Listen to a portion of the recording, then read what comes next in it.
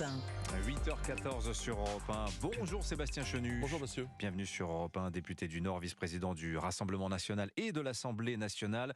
Des recrutements par milliers, un budget en forte hausse. Éric Dupond-Moretti va présenter ce matin au Conseil des ministres 2 réformes pour la justice. Vous dites quoi ce matin ? C'est le début d'un choc de sécurité ? Je dis qu'il n'y a rien de neuf sous le soleil. Éric Dupond-Moretti nous a déjà vendu tout ça.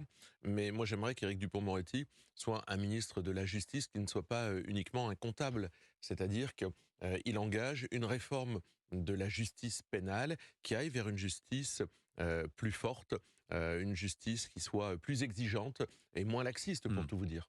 Alors, autre annonce ce matin, et c'est la conséquence des violences observées lundi lors des défilés du 1er mai. Une loi anti-casseurs va être préparée. Il y aura une rencontre justement vendredi entre Gérald Darmanin, ministre de l'Intérieur, et Éric Dupond-Moretti, ministre de la Justice. Un tandem police-justice donc se met en place pour une loi anti-casseurs. Là aussi, je vous repose la même question. C'est le début d'un choc de sécurité. Sébastien Chenu, vous ne sentez pas quand même qu'il se passe des choses là au niveau gouvernemental ? D'abord, ça fait 6 ans que tous ces gens nous gouvernent. Et au bout de 6 ans, ils sont en train de découvrir qu'il y a un problème avec la sécurité en France. Mieux vaut tard que jamais. J'allais vous le dire. Que de temps perdu et que de Français lésés et abîmés par leur laxisme. Je ne crois en rien de tout cela. C'est de la com.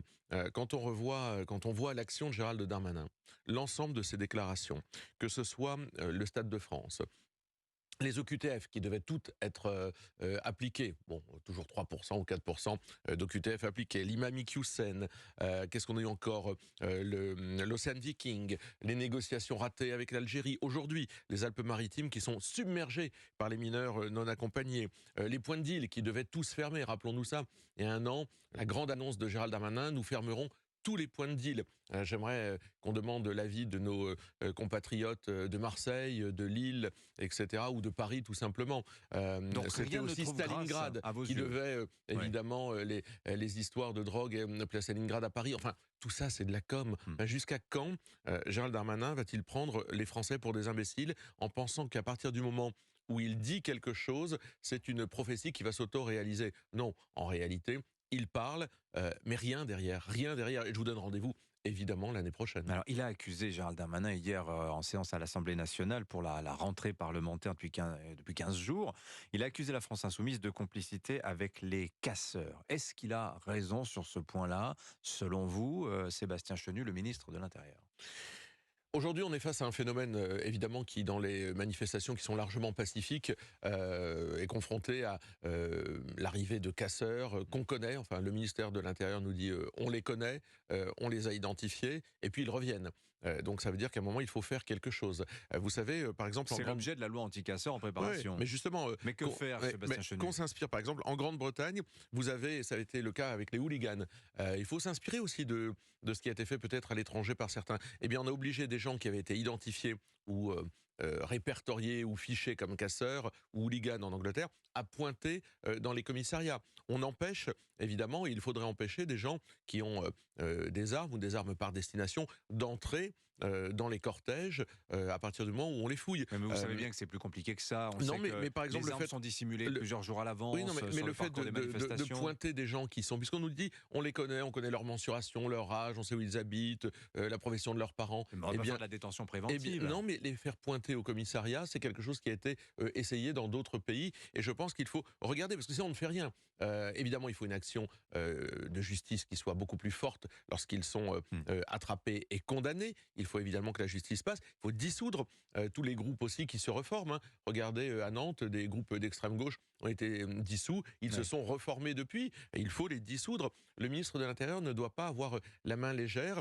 Et puis, il faudrait peut-être aussi demander de temps en temps à M. Mélenchon et à l'extrême gauche radicale qui héberge en son sein tous ces gens, non seulement de condamner, mais d'arrêter ce discours anti-républicain, quand on sait d'ailleurs qu'au Venezuela, il y a eu 5500 morts réprimés dans les manifs. Qu'est-ce que ça vous inspire quand Jean-Luc Mélenchon dit « Abat la mauvaise République » ? Enfin, vous vous rendez compte que n'importe qui aurait dit ça, Marine Le Pen en tête, aujourd'hui elle ferait la une de tous les journaux, elle serait traînée dans la boue. Jean-Luc Mélenchon dit, en fait, il rajoute mauvaise, mais il dit « Abat la République ». En réalité, il n'est pour plus... vous, c'est « Abat la République ». Bien sûr. Parce que moi, je pensais plutôt le message, c'était vivement la 6e République. Mais ça, c'est un prétexte.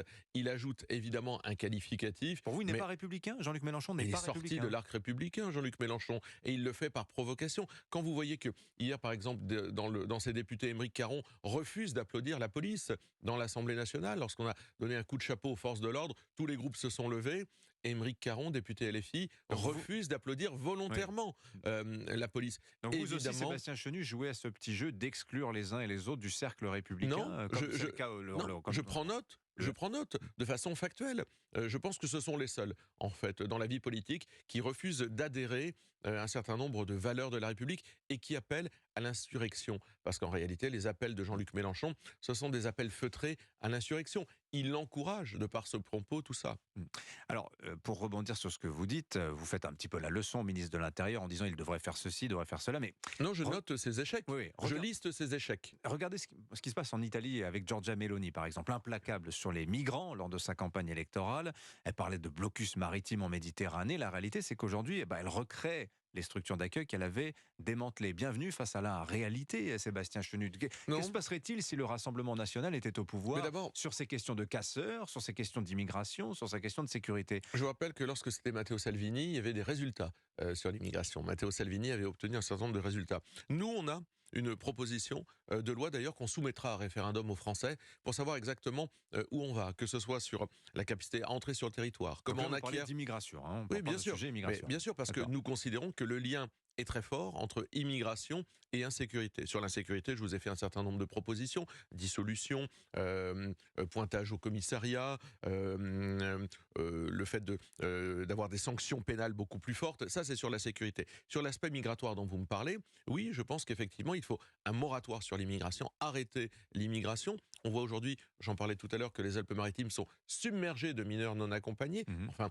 tout ça a un coût très fort pour la puissance publique. En dépit d'un contrôle aux frontières qui Il n'est n'y a pas... pas de contrôle aux Ah, frontières, ce écoutez, sont des passoires. depuis Là, 2015, le fait non est mais, que le contrôle aux frontières existe, hein. non mais alors quel Mm. résultat? Il n'y a pas de moyens Et que qui sont feriez-vous donnés. en Vous plus? savez qu'aujourd'hui, on peut contrôler des frontières autrement uniquement que par des postes douaniers. Aujourd'hui, on a des tas de moyens qui permettent de contrôler des frontières. Mais je crois que c'est fondamentalement le rapport qu'on a à la politique migratoire qui aujourd'hui nous différencie d'Emmanuel Macron. Quand Emmanuel Macron voit celle-ci comme un projet, il va ouvrir avec Gérald Darmanin une nouvelle voie d'immigration par le travail, nous la voyons comme un problème. Et les Français la voient majoritairement comme un problème. Même les Français de gauche, d'ailleurs, Mm. dans les sondages, disent que c'est plus possible de continuer ainsi. Donc effectivement, je pense qu'il faut reprendre à la base pour savoir qui a le droit d'entrer, pour combien de temps, à partir de quand on sort, le fait de pouvoir renvoyer chez eux les mineurs délinquants, 25%, je vous le rappelle, des détenus dans nos prisons sont de nationalité Mm. étrangère. Eh bien, ça ferait de la place. Renvoyons ces gens qui n'ont rien à faire ici. Mais pour ça, il faut évidemment être autre chose qu'une carpette, comme l'a été Gérald Darmanin devant l'Algérie. Alors, Gérald Darmanin, décidément, qui, hier matin, s'en prenait à Marine Le Pen en la traitant de petite femme politique et dénonçant, enfin parlant du Rassemblement national comme du parti de la flemme, sous-entendu, sans rien dire, vous tireriez profit notamment de la crise des retraites. Quelle est votre réaction, Bon, d'abord, j'ai Sébastien trouvé Chenu? cette phrase sur Marine Le Pen très misogyne. Mais visiblement, Gérald Darmanin a un problème lorsqu'il s'agit de reconnaître qu'une femme politique ou qu'une femme tout court peut prendre des responsabilités. C'est pas la première fois qu'il est pris en flagrant délit d'une misogynie assez crasse. Mais en fait, moi, je relisais Jean Il aurait d'Ormesson. dit petit homme politique. Non, mais on sait très bien ce qu'il y a derrière, il y a une espèce de côté de mépris, etc. Gérald Darmanin n'a pas des résultats qui lui permettent de juger les autres, qu'il aille un jour à une présidentielle et 2 fois au second tour. Et là, il pourra nous dire que c'est peut-être plus compliqué que, comme il nous le disait, de mettre des sens interdits dans une ville. Et le parti de la flemme, Mais alors? non, mais Gérald Darmanin, il est l'incarnation, j'allais dire, j'ai lu Jean d'Ormesson, c'est l'incarnation de l'inaptocratie. Vous savez ce que disait Jean d'Ormesson? L'inaptocratie, ce sont les moins capables de gouverner qui sont élus par les moins capables de produire. Eh bien, c'est ça, Gérald Darmanin et avec lui la Macronie, les moins capables de gouverner. Mais pourquoi je dis ça? Parce que, là encore, ce sont des faits. Regardez, c'est une arnaque permanente, ce gouvernement. C'est les 1200 euros de retraite promis aux Français, c'est les augmentations pour les profs alors qu'on s'aperçoit que ça va toucher 15% d'entre eux. On nous dit le chômage baisse, mais ce qu'on ne nous dit pas, moi j'ai regardé le chiffre très précisément, c'est que les jeunes qui n'ont ni diplôme, ni formation, ni activité sont en hausse. Donc c'est une arnaque permanente, c'est la note de la France dégradée fortement dégradé, avec la même logique d'ailleurs, que ce soit des gouvernements de droite, de gauche ou d'Emmanuel Macron, ils ont la même logique néolibérale qui amène au même résultat, c'est-à-dire Si vous avez à la bien lu dégradation, la no des si vous avez comptes. bien lu la note de Fitch, ce qui est pointé du doigt par Fitch, c'est que précisément la situation sociale Pas pourrait seulement. conduire à l'arrivée au pouvoir, de la France insoumise ou du Rassemblement national. C'est ça qu'on lit en creux finalement. Et ce qui pousse à la dégradation de la note de la France, Non mais Sébastien d'abord, Chenu. les mêmes au pouvoir depuis tant d'années qui ont mené les mêmes politiques ont des résultats qui sont de plus en plus consternants pour notre pays. C'est ça que dit la note de Fitch. Quand vous êtes passé du triple A pour la France sous les gouvernements de droite qui ont perdu ce triple A, Bruno Le Maire était déjà là. Vous voyez, je ne m'acharne pas sur Gérald Darmanin. Bruno Le Maire était déjà là. Et que vous passez aujourd'hui à la perte du AA+, pour la France, eh bien vous voyez que chaque année, Mmh. la France s'est dégradée parce que ce sont les mêmes politiques. Quand on choisit une politique, on a les conséquences de celle-ci. Les Français ont aujourd'hui les conséquences de 30 ans de politique Mmh. néolibérale menée par Darmanin, Le Maire, Macron et tous les autres. Sébastien Chenu, député du Nord, invité d'Europe 1 ce matin. J'ai attentivement écouté Marine Le Pen lundi lors de son discours pour votre fête de la Nation au Havre. Marine Le Pen qui n'a mentionné, Sébastien Chenu, lors de son discours, qu'une seule fois la réforme des retraites au cours de sa longue intervention. Ça y est, elle est passée à autre Non, chose. mais Jordan Bardella l'a formulé Oui. de nombreuses fois. Il y avait 2 discours, ils se sont répartis les choses. Et je crois que Marine Le Pen a rappelé la vision qu'elle avait du pays. Elle s'est mise au niveau probable d'une femme d'État Mm. capable de gouverner le pays, en rappelant que nous étions le parti du travail, de cette France qui bosse le matin, qui fait tourner l'économie réelle, ou qui a travaillé, Oui. les petits retraités, ou qui aimerait travailler. Je Avez-vous parlais lu des le jeunes livre tout de à l'heure. Patrick Buisson Non, je ne dis plus.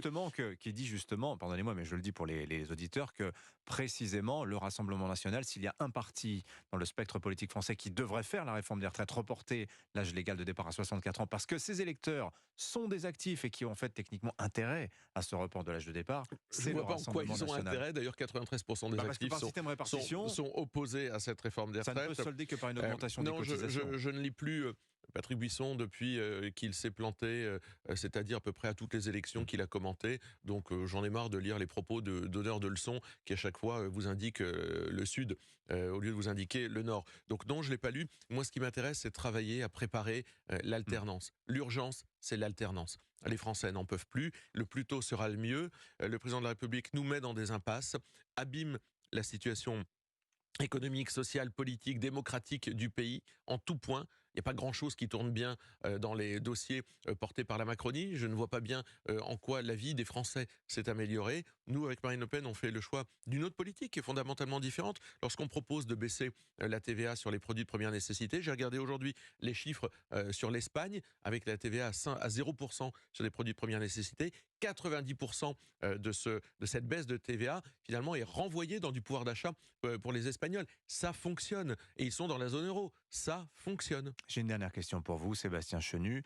La réforme du RSA, ça arrive le mois prochain. L'idée étant de conditionner le versement de la prestation sociale à 15 à 20 heures de formation ou d'insertion. Vous pensez que c'est une bonne réforme? Ouais, c'est surtout souvent une usine à gaz, c'est-à-dire imaginez, alors si c'est de la formation et de l'insertion, je veux bien qu'on regarde de près. Hmm. Si c'est l'idée de dire quelqu'un qui est au RSA le dimanche, le lundi matin, on va l'envoyer travailler, ramasser les papiers dans une collectivité, on sait que ça ne marche pas. Il y a un éloignement de l'emploi pour beaucoup de bénéficiaires du RSA qui est évidemment tellement important qu'on ne peut pas faire un retour aussi direct à l'emploi. Mhm. Si c'est de l'insertion et de la formation, je veux bien regarder, mais je ne crois pas que ce soit en tous les cas la solution pour rétablir les comptes publics, faire baisser le chômage et redonner du pouvoir aux Français. Je pense que, comme d'habitude, ce gouvernement nous arnaque. Ce sera une ligne de plus dans les arnaques gouvernementales. Merci Sébastien Chenu d'être venu sur Europe 1, le député du Nord, vice-président du Rassemblement national et de l'Assemblée nationale. Bonne journée à vous Sébastien Merci, Chenu. monsieur.